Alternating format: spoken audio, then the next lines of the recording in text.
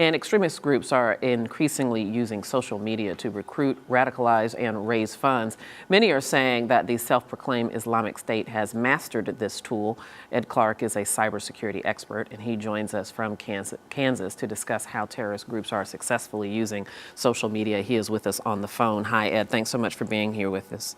How are you doing this evening? I'm doing fine. Hope you're doing all right as well. Let's start off with this hacking into the YouTube account and the Twitter account of Central Command.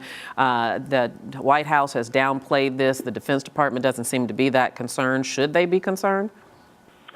Well, the thing to understand is that access to a Twitter account just really is kind of like putting your toe in the door of the Twitter system. It doesn't give them access to the systems that has any operational data, any operational emails, no unit status, unit lists, or anything like that.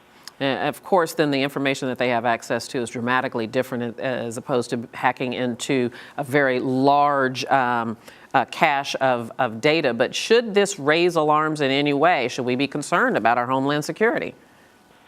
Well, I think what it does is, as far as our homeland security goes, is it does show that they do have a certain level of sophistication, and that social media is a big tool in both preventing and responding to, different types of hazards.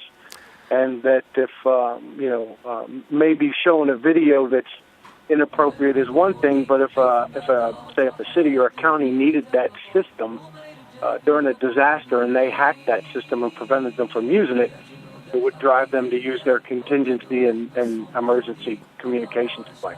Yeah, it's well known that there are hackers in a number of countries, including North Korea, China, other countries that have hacked into particularly corporations and even into the email system of the White House and other government agencies. But so far, how sophisticated have terrorist organizations demonstrated themselves to be in terms of hacking into what should be secure data systems?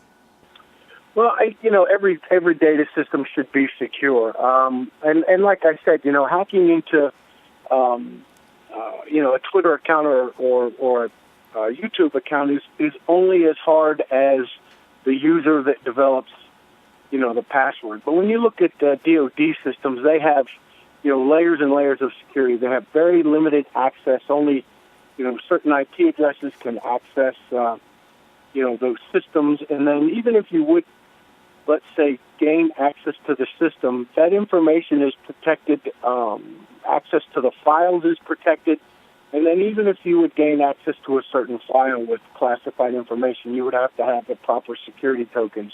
Down to my last few seconds, Ed, is there something, let me just jump in and ask you this, is there something that the government should be doing or that security officials should be thinking about to prevent this from perhaps going to the next step?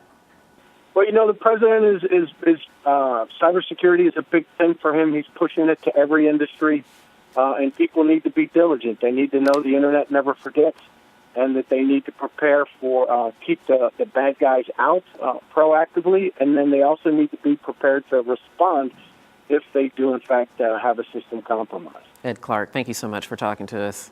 Thank you. And this is Arise America.